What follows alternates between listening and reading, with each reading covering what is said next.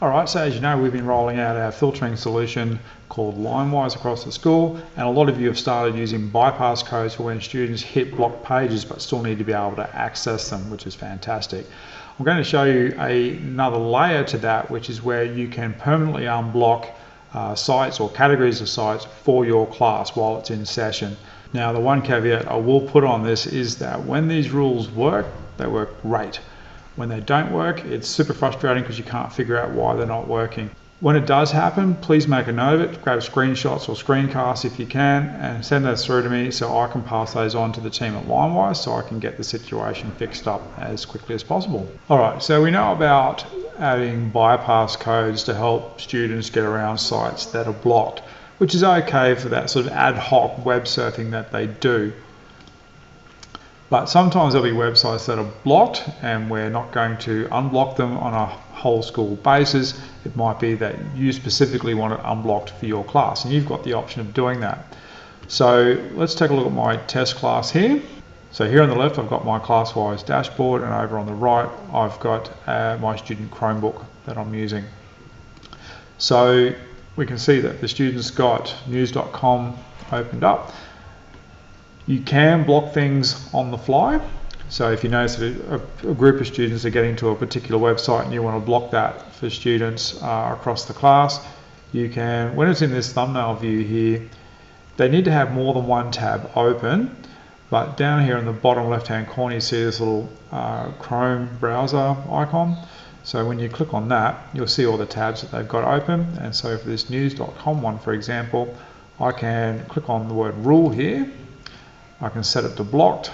I can apply it either to just that student or to the class, or I can search for students in the class and add them to the list of students. So it might be a subset in the class that I want to have blocked, and then I'll go ahead and tick the whole class one here and add the rule. And so what it's done there is it's actually closed down that tab, and they should get a little banner here in a moment saying that I've gone ahead and closed that tab for them. So if I open up my browser again, right, so if I try to go back to news.com, that will show up as being blocked. And under here, here's all my rules here, so I can actually go back to allowing that. And now the site is allowed once more. You can set these rules up ahead of time. So if you know that you've been having some issues around YouTube and kids being distracted by YouTube, you can create the rule ahead of time. So as a different example, let's say I know the kids need to be using Instagram, for example. So under rules, I can click on new rule, and I can search for Instagram, and I can set it to allowed. I'll apply it to the whole class and add a rule. So now when I come over here, students should be able to access Instagram. Now if I want a whole category of stuff to be unblocked, so let's say for example the students are doing something where they need access to all social media, you can add a rule that's based on a category.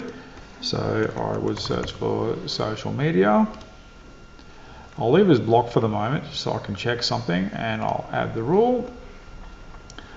And I'll open up a new tab.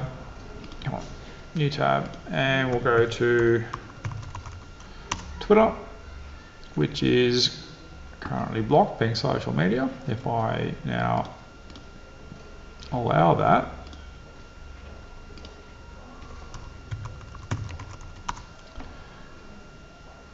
there we go, that's now allowed. And so things like Snapchat is allowed. There we go, Be Real. So they're all allowed at the moment. So if I go ahead in my console here and switch it back to blocked, that will close all of those tabs, and they will generally get an alert like this saying that the tab's been closed because it's blocked. All right.